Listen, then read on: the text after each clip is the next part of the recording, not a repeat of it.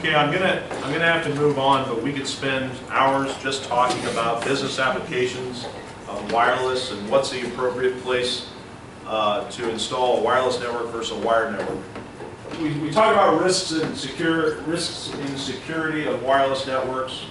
You know what? I'm sorry, we didn't finish the last point. How do you design a wireless network in a business? My question was, what's the first thing you want to do?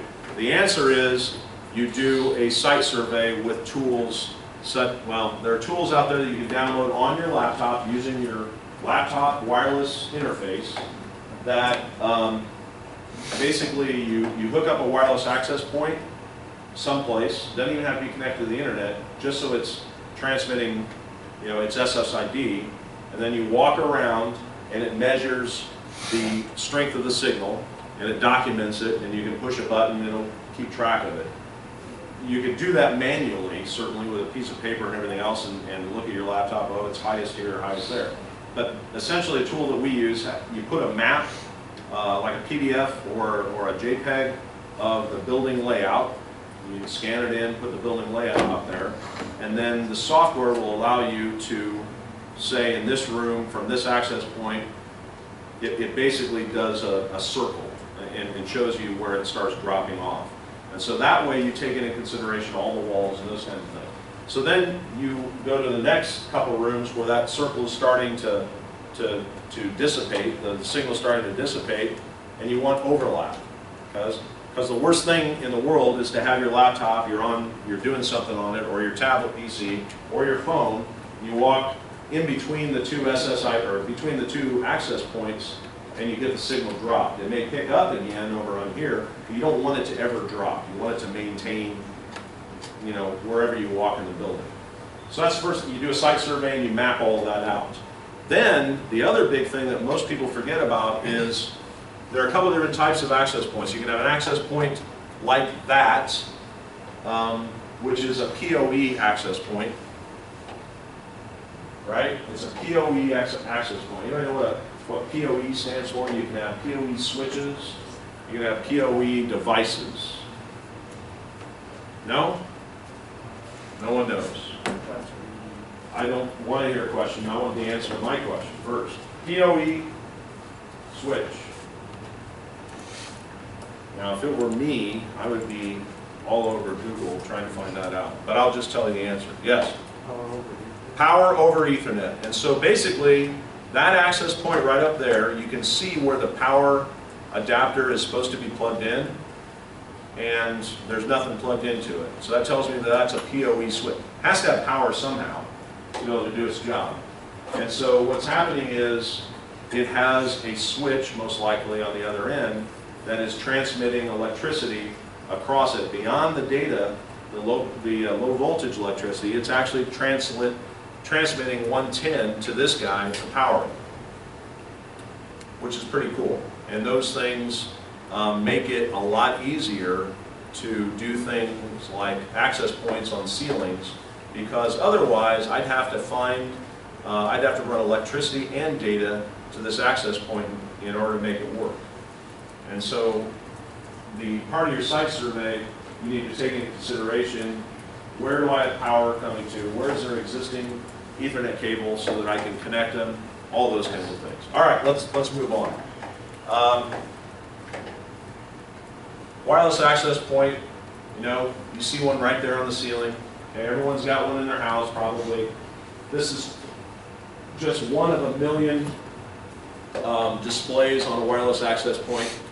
What is this telling? Just right here, what's it telling us? If you look at that display and it looks like it's one of the old Linksys wireless access points, I can tell by the color, which was bought by Cisco. What's that telling us? Someone who has not answered a question. Frank? What is that display telling us? The internet's working. Yeah. The internet's connected, yes, what else? And there's two Ethernet ports plugged in. Okay, so it's functioning. The switch component of that is identified on the 1 through 4. So it's got 4 switch ports, like I showed you in my other switch. And then what's that other one next to that? Right? The VLAN is working. Not VLAN. Don't make that mistake. WLAN. What's WLAN stand for, Frank? Wireless. Local area network. Okay, so it's transmitting as a wireless local area network. Okay? Simple as that. You've got 2 of the 4 switch ports are connected, so there's something Ethernet connected to it. Could be a computer, could be another switch for that matter. Plus it's getting that internet port, it's doing some sort of routing. So this guy right here is doing multiple jobs. It's functioning as a switch, it's functioning as a router, and it's functioning as a wireless access point. So 3 different functions on this guy. Wireless network adapters come in many sizes, flavors, looks, so on and so forth. What kind of wireless network adapter do you guys have in your laptops? Oh, you are all over this one. Having taken apart how many computers to try to find a replacement for your one that's broken? Did you ever find it? No, I have to order it. Bummer. Okay, so tell me, what kind of wireless adapter do you have? You don't happen to have the old one with you, do you? No. Okay. Wait. No. What kind of wireless network adapter do you have in these computers? PCIs. Probably PCI, but they're most likely right on the motherboard, part of the motherboard.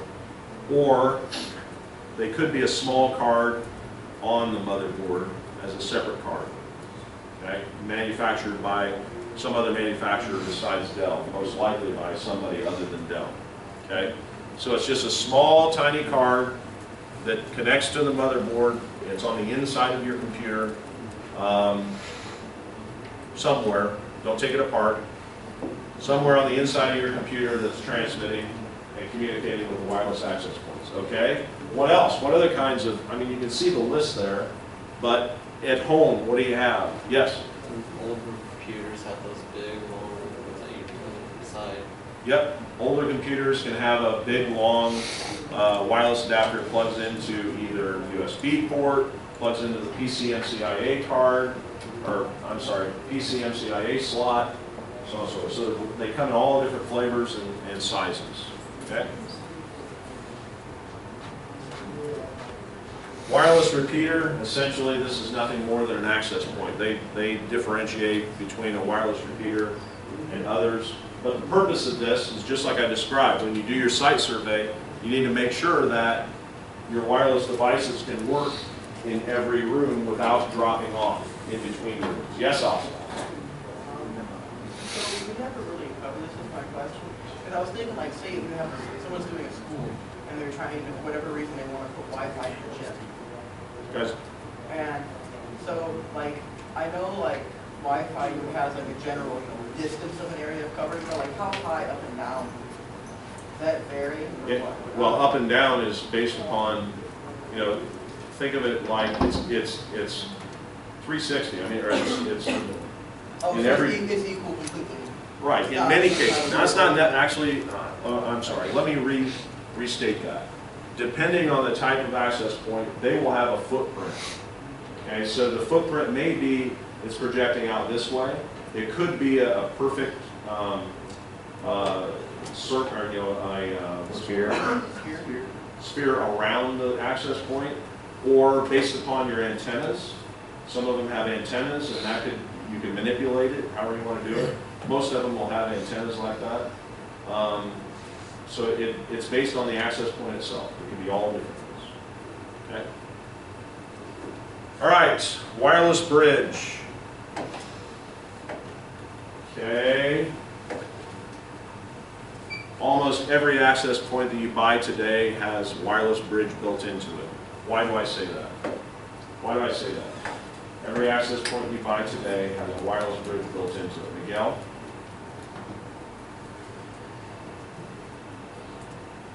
No idea? Describe to me what this is saying.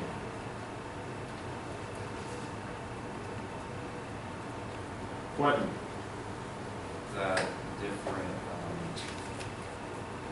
standards and speeds can connect to each other. Different standard. Give me some examples. Of the standards. Yes. 802.11g, 802.11n. So an 802.11g, 802.11n, if I have an older laptop that's only communicating at 802.11g, if the access point is capable of it. If the access point is a wireless bridge, then chances are that 802.11g devices can communicate with it, plus the newer 802.11n devices can communicate with it. There may be some that are out there still that you can buy that only function in one or the other. I doubt it. Most of them allow you B through N, actually. B through N. You do need to memorize, I say this again, local and remote students, you do need to know the difference between the wireless standards. You need to know the speeds. So, 802.11a, 802.11b, .11g, .11n. Know those. Or have them in your notes, the different speeds.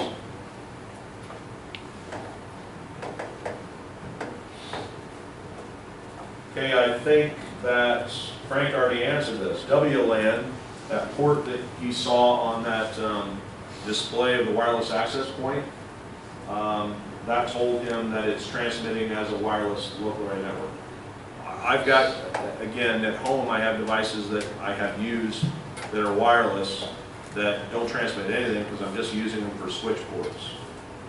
Just using them for switch ports. I kind of jumped the gun on this. Here are the standards you're going to have to memorize. So if you can find this, you don't need to necessarily know the frequency, but you do need to know the data transfer rate. So you can find that chart in your book, copy it into, or somewhere, you can find it a million different places, copy it into your notes. Here's a big one, wireless encryption. We're running out of time. WPA2 is the minimum, as the guy in the slide or in the video said, is the minimum that you want to implement anywhere. That's a minimum level of encryption.